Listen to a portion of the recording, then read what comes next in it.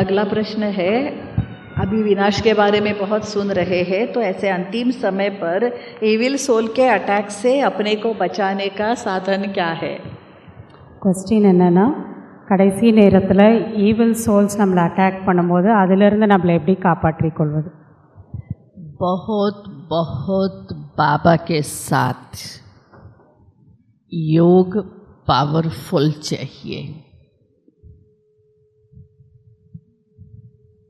Powerful योग चाहिए, ordinary नहीं। मास्टर सर्वशक्तिवान की स्थिति वाला योग चाहिए, ज्वाला स्वरूप वाला योग चाहिए, जो कोई भी इविल्स हमारे सामने टिक नहीं सकते हैं। और ये उस समय योग करने की बात नहीं है।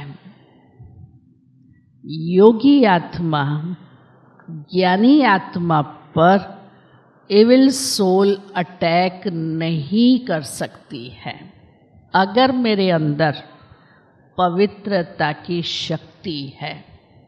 पवित्रता अपने आप में एक अग्नि है। एक छोटी सी स्टोरी सुनाती हूँ। एक सन्यासी जंगल में जा रहा था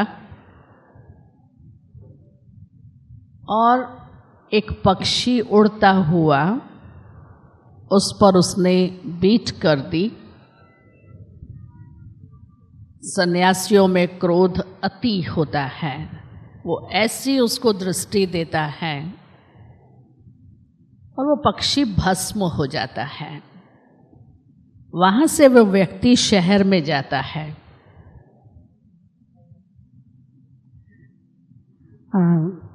தீதி சொல்கிறாங்க, நம்ம ஈவில் சோல்ஸோட அட்டாக்லேருந்து தப்பிக்கணும் அப்படின்னா நம்ம பாபா கூட மிக மிக பவர்ஃபுல்லான ஒரு நினைவு என்பது தேவையாக இருக்குது. நமக்கு சாதாரணமான யோகா பத்தாது, ரொம்ப பவர்ஃபுல்லான ஒரு யோகா தேவையாக இருக்குது. யார் அப்படி கடைசியில் யோகி ஆத்மா ஞானி ஆத்மாவாக இருக்கமோ அவங்கள எந்த ஈவில் சோல் ஒன்றும் பண்ண முடியாது. அதுக்கு முக்கியமாக பவித்ரதாவோட சக்தி நமக்கு தேவையாக இருக்குது. ஏன்னா பவித்ரதா தூய்மைங்கிறது ஒரு அக்னி நெருப்பு போல் இருக்குது. அதுக்கப்புறம் ஒரு ஸ்டோரி வந்து சொல்கிறாங்க, ஒரு சன்னியாசி காட்டுக்குள்ளே போயிட்டு இருந்தார். அப்போது ஒரு பறவை வந்து அவர் மேலே அசிங்கம் பண்ணிடுச்சு. அப்போ அவருக்கு சன்னியாசினா கோபம் நிறைய வரும். அப்படி திருஷ்டி கொடுத்து அந்த பறவையை வந்து எரிச்சிட்டார். और जब वो सन्यासी एक शहर में गया भिक्षा लेने के लिए, एक घर का दरवाज़ा खुला था। माता अपने युगल को भोजन खिला रही थी। उसने कहा, माता भिक्षा दो। माता ने सुनते हुए भी इग्नोर किया। वो अपने युगल को खाना खिलाने में बिजी थी। दोबारा उसने कहा, माता भिक्षा दो, और बड़ी तीखी नज़र से उसको देखा। माता कहती है, मैं वो पक्षी नहीं हूँ जो तेरी नज़र से भस्म हो जाऊं। उसने कहा, ये तो वहाँ थी नहीं, इसको कैसे पता पड़ गया? ஸோ அந்த நேரத்தில் அவர் அப்படி பண்ணிவிட்டு ஒரு ஊருக்குள்ளே போனார். அந்த ஊருக்குள்ளே போகும்போது ஒரு வீடு திறந்திருந்தது. அங்கே கணவன் மனைவி 2 பேர் இருந்தாங்க. கணவன் வந்து சாப்பிட்டுட்டு இருந்தார், இவங்க சாப்பாடு பரிமாறிட்டு இருந்தாங்க மனைவி. அந்த நேரத்தில் வந்து இவர் போயிட்டு எனக்கு சாப்பாடு கொடுங்கன்னு கேட்டார். ஆனால் அவங்க காதில் வாங்காமல் பிஸியாக இருந்தாங்க கணவனுக்கு பரிமாறுறதில். திரும்ப இன்னொரு வாட்டி செகண்ட் டைமும் கேட்டார், எனக்கு கொடுங்க அப்படின்னு. அப்போ வந்து அவங்க பார்த்துட்டு அந்த ஒய்ஃப் வந்து சொன்னாங்க, நான் வந்து பொண்ணும் பறவை கிடையாது, நீங்கள் என்னை எரிக்கிறதுக்கு அப்படின்னு சொன்னாங்க. அப்போ அவர் ரொம்ப ஆச்சரியமாக இருந்தது, எப்படி உங்களுக்கு தெரிஞ்சது? पति को भोजन खिलाने के बाद में उस माता ने उसको भिक्षा दी और उसको कहा, तुझे आश्चर्य हो रहा है कि मुझे कैसे पता पड़ा? कि उस पक्षी को तूने भस्म किया है, तुझे अगर ये जानना है इस गांव में फलानी फलानी दुकान है, उस दुकान पे जाओ, वो भाई तुमको बताएगा कैसे हुआ। वो उस दुकान पर गया और वो भाई चमार था, जूते बनाता था। वो उसको कहता है तुझको उस माता ने भेजा है। उसकी बुद्धि चकरा गई। ஸோ அப்போ வந்து அந்த சன்னியாசிக்கு அவங்க சொன்னாங்க, உங்களுக்கு எப்படி தெரியும் அப்படின்னு ஆச்சரியமாக கேட்டபோது, நீங்கள் இந்த ஊரில் ஒரு கடை இருக்குது, அங்கே போயிட்டு ஒரு சகோதரர் இருப்பார், அவர்கிட்ட கேளுங்க சொல்லுவார் அப்படின்னு சொன்னாங்க. இப்போ அவர் அங்கே போகும்போது அந்த சகோதரர் கேட்டார் சன்னியாசிக்கிட்ட, உங்களை அந்த மாதாஜி தானே அனுப்புனாங்கன்னு. அவருக்கு உடனே புத்தியில் ஒரே இதாகிடுச்சு, எப்படி உங்களுக்கு இதெல்லாமே தெரிய வருதுன்னு. कहने का भाव पवित्रता में इतनी शक्ति है, जो आप उस पवित्रता की शक्ति से अपने सामने की आसुरी वृत्तियों को भस्म कर सकते हैं। तो पवित्रता एक अग्नि है।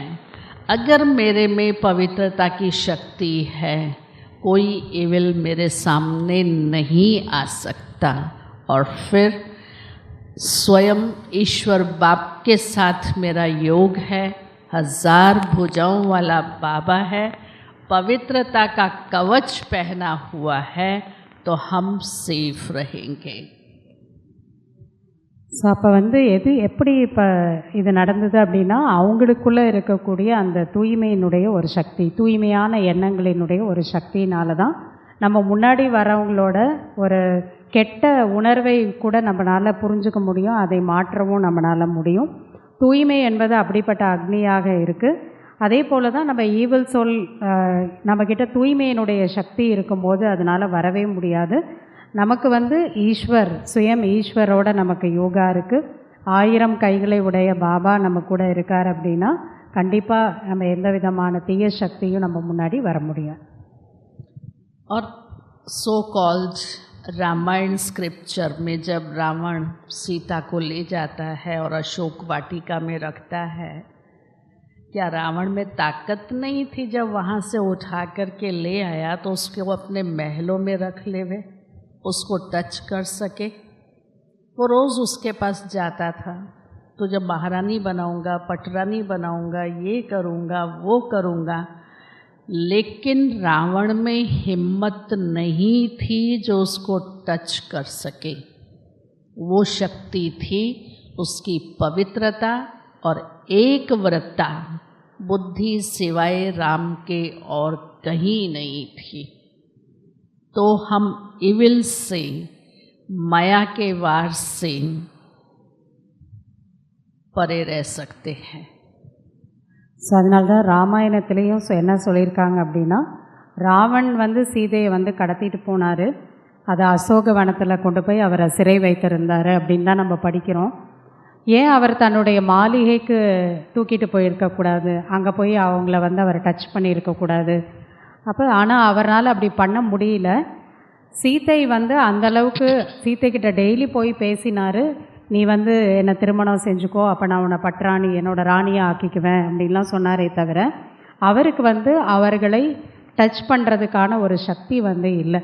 ஏன் அப்படின்னா, சீதைக்கு அந்தளவுக்கு அந்த பவித்ரதா, தூய்மையோட சக்தி இருந்தது. மேலும் ஏக் விரதா, ஒரே ஒரு ராம் அப்படிங்கிற ஒரு நிலையில் புத்தியில் வேறு யாருமே இல்லை.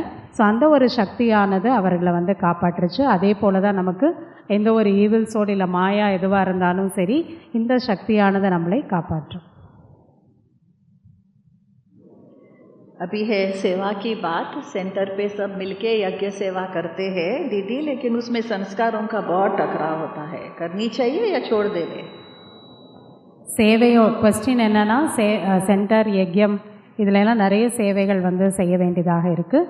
ஸோ பிராமணர்கள் நம்ம செய்யும்போது ஒருத்தர் இன்னொருத்தர் கூட கலந்து செய்யும்போது சன்ஸ்கார மோதல் வருது ஒருத்தர் இன்னொருத்தர் கூட. அப்போ என்ன பண்ணுறது, செய்கிறதா இல்லை விட்டுறதா? सेवा में संस्कारों का टकराव होता है तो सेवा छोड़ दें, राइट बात है। हम जानते हैं हम सबको अपने 63 जन्मों का हिसाब किताब यहाँ ही चुकतू करना है। ब्राह्मणों का हिसाब किताब ब्राह्मणों से ही होगा। टकराव होता है, कोई बात सामने आती है, मैं थोड़ी देर के लिए किनारा कर दूं, व्यर्थ में नहीं जाऊं, नम्रचित होकर हम स्वीकार कर लें, ताली नहीं बजाए।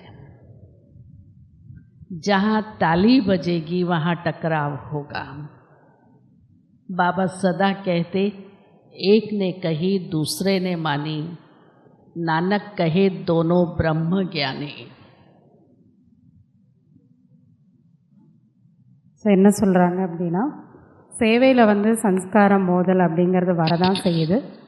அப்போ நம்ம வந்து என்ன செய்யணும் அந்த நேரத்தில்னா, இந்த விஷயத்தை நம்ம புரிஞ்சுக்கணும். நம்ம அனைவருக்குமே 63 பிறவிகளுடைய கணக்கு வழக்குகள் கண்டிப்பாக முடிக்க வேண்டியதாக இருக்குது. மேலும் பிராமணர்கள் கூட தான் அதிகமான ஒரு கணக்கு வழக்குகள் இருக்கும். அதனால் நம்ம அந்த மாதிரி சூழ்நிலை இருக்கும்போது கொஞ்சம் நேரத்திற்காக அதை விட்டு நம்ம விலகி இருக்கலாம். மற்றபடி நம்ம வந்து எந்த விதமான வேஸ்ட்டில் வீணானதில் போகக்கூடாது. அந்த நேரத்தில் நம்ம பணி உடையவர்களாக இருந்து அதை நம்ம வந்து சால்வ் பண்ணணும். நம்மளும் சேர்த்து வந்து கை தட்டக்கூடாது. அப்படின்னா பாபா சொல்லுவார், ஒரு கை மட்டும் சத்தம் வராது இல்லையா, நம்மளும் சேர்ந்து சண்டை போட்டால் தான் வரும். ஸோ அதனால் ஒருத்தர் சொன்னாங்க, இன்னொருத்தர் நம்ம ஏற்றுக்கொண்டு செல்கின்றோம் அப்படிங்கிற பாவனை இருக்கும்போது நம்ம அதிலிருந்து விலகி இருக்க முடியும். हमें एक दूसरे को अंडरस्टैंड करके एडजस्ट करके चलना है, पर मुझे टकराव में नहीं आना है। हाँ जी करके चलेंगी तो टकराव नहीं होता, वहाँ होगा जब ये कहे ऐसे करना है, ये कहे ऐसे नहीं करना है. ஸோ நமக்கு வந்து நமக்குள்ள ஒரு புரிதல் இருக்கணும், ஒருத்தர் அண்டர்ஸ்டாண்டிங் இருக்கணும், நம்ம ஒருத்தர் விட்டு கொடுத்து நம்ம வந்து செல்லக்கூடிய மனப்பான்மை இருக்கணும். ஒருத்தர் சொன்னால் இன்னொருத்தர் ஓகே அப்படிங்கிற சொல்லக்கூடிய மனப்பான்மை இருக்கணும். ஸோ அப்படி ஒருத்தர் இதை சொல்கிறாங்கன்னா நம்ம மாறி இல்லை இதை இப்படி செய்யணும்னு சொன்னாங்கன்னா இன்னொருத்தர் மாறி இல்லை இப்படி செய்யணும் அப்படிங்கிற விவாதத்துக்கு நம்ம போகக்கூடாது. ऐसे में मुझे अपने को विड्रॉ करके सेवा को आगे बढ़ाना है. நம்ம அந்த நேரத்தில் நம்மை நாம் அதிலிருந்து விலக்கி கொண்டு சேவையை வந்து முன்னேறி செய்ய வைக்கிறதுல தான் நம்மளுடைய கவனம் இருக்கும். थैंक यू दीदी. अभी है योग के बारे में एक फरिश्ता, अशरीरी और बीज रूप, ये तीनों अवस्थाओं का अभ्यास करने के लिए कैसे विजुअलाइजेशन करें? நம்ம வந்து அஷரீரி நிலை, பீஜ ரூப நிலை, ஃபரிஷ்தா நிலை, இந்த மூன்றையும் நம்ம அனுபவம் செய்கிறதுக்காக எந்த மாதிரியான விஷுவலைசேஷன் நம்ம உள்ளுக்குள்ளே செய்யணும்? अशरीरी स्थिति है, जितना आत्म अभिमानी स्थिति का अभ्यास करेंगे उतना शरीर के भान से परे होंगे. अशरीरी मीन्स जैसे आज भी बाबा ने मुरली में कहा, थोड़ी सी बात की भी फीलिंग आई तो फ्लू आ जाएगा. अशरीरी स्थिति नम्र और निर्माणचित है. अशरीरी स्थिति न्यारी और प्यारी स्थिति है. बार बार मैं आत्मा हूँ, मैं आत्मा हूँ, देह के भान से, देह के अभिमान से निकलती जाऊंगी और अपने आप को अशरीरी अर्थात न्यारी और प्यारी स्थिति का अनुभव करा सकती. फरिश्ता स्थिति डबल लाइट है, रूप में भी लाइट है, स्थिति में भी लाइट है. बहुत फरिश्तों की कहानियाँ सुनते हैं.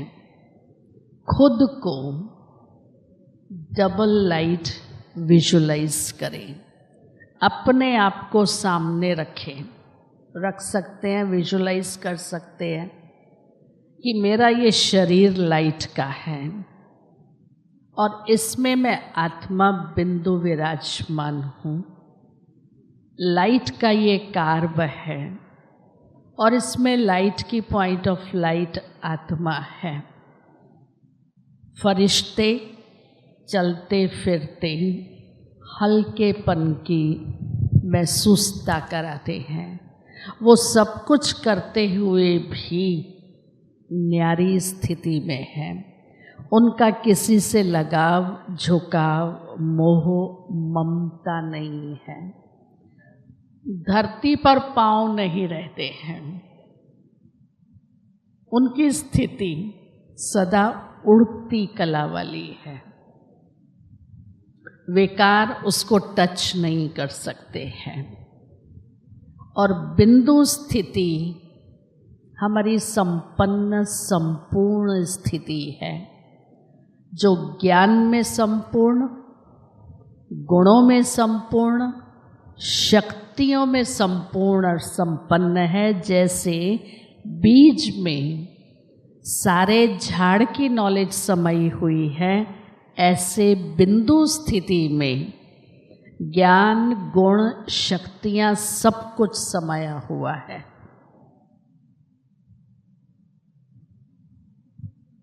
தீதி என்ன சொல்கிறாங்கன்னா, அஷரீரி நிலை அப்படிங்கும் போது எந்த அளவுக்கு ஆத்ம அபிமானியாக இருக்கக்கூடிய ப்ராக்டிஸ் நம்ம வந்து செய்கிறோமோ, சரீர உணர்விலிருந்து நம்ம அடிக்கடி விலகி இருக்கக்கூடிய பயிற்சி செய்கிறோமோ, அந்தளவுக்கு அந்த நிலையை நம்ம அனுபவம் செய்ய முடியும். அஷரீரினா பாபா சொன்ன மாதிரி இன்றைக்கி எந்தவித விஷயத்துக்காகவும் நமக்கு வந்து ஃபீலிங் என்பது இருக்கக்கூடாது. ஃபீலிங் வந்தது அப்படின்னா நமக்கு ஃப்ளூ அப்படின்னா அந்த காய்ச்சல் என்பது வந்துடும், நம்ம வீக் ஆகிடுவோம். அஷரீரி நிலைனா பணிவான நிலை, பணிவு மற்றும் ஞாரி பியாரி நிலை, அதாவது அன்பான நிலையாகவும் இருக்கணும், ட்ரையானது கிடையாது, அதே விலகிய ஸ்திதியாகவும் இருக்கணும். அதற்கு நம்ம அடிக்கடி நான் ஆத்மாங்கிற பயிற்சி பண்ணணும். தேக உணர்விலிருந்தும் பலவிதமான தேக அபிமான உணர்விலிருந்தும் நம்ம விலகி இருக்கக்கூடிய அன்பான விலகிய ஸ்திதியினுடைய அனுபவம் தான் அஷரீரி நிலை. மேலும் ஃபரிஷ்தா நிலைனா டபுள் லைட், ரூபம் அதுவும் லைட்டாக இருக்குது, லேசாக, அதாவது நம்மளுடைய சொரூபம். மேலும் நம்மளுடைய ஸ்திதியும் வந்து லேசாக இருக்குது, லைட்டாக இருக்குது. ஃபரிஷ்தாவோட கதை என்ன சொல்கிறாங்க அப்படின்னா டபுள் லைட், அதை வந்து ஒளி ரூபமாக காட்டியிருப்பாங்க. அப்படி நாம் நம்மை நாமளே முன்னாடி வச்சு விஷுவலைஸ் வந்து பண்ணிக்கணும். என்னுடைய உடல் இப்பொழுது வந்து லைட் உடலாக இருக்குது, ஒளியினால் ஆக்கப்பட்ட உடலாக இருக்குது. நான் ஆத்மா அதுக்குள்ளே ஒரு ஜோதிர் பிந்துவாக இருக்கேன், ஒரு லைட்டோட ஒரு ஒளி வட்டத்தில் நான் இருக்கேன். அப்படி நம்ம விஷுவலைஸ் வந்து பண்ணிக்கணும். ஃபரிஷ்தானாலே லேசான தன்மையை மற்றவங்களுக்கு அனுபவம் செய்ய வைக்கிறவங்க. அவங்க எங்கே போனாலும் நடந்தாலும் எல்லா விதமான காரியங்களை அவங்க செய்தாலும் கூட எப்பயுமே லேசாக இருக்கக்கூடியவங்க. அவர்களுக்கு யார் மீதுமே எந்த விதமான பற்று, மோகம் இதெல்லாம் இருக்காது. அவங்களுடைய கால்கள் இந்த பூமியிலே வந்து இருக்காது. எப்பயுமே அவங்களோட ஸ்திதி வந்து பறக்கும் நிலையில் வந்து இருக்கும். எந்த விதமான வீணானதும் அவங்கள டச் பண்ணவே முடியாது. மேலும் பிந்து நிலை அப்படின்னா சம்பன்னமான சம்பூர்ணமான நிலையாக இருக்குது.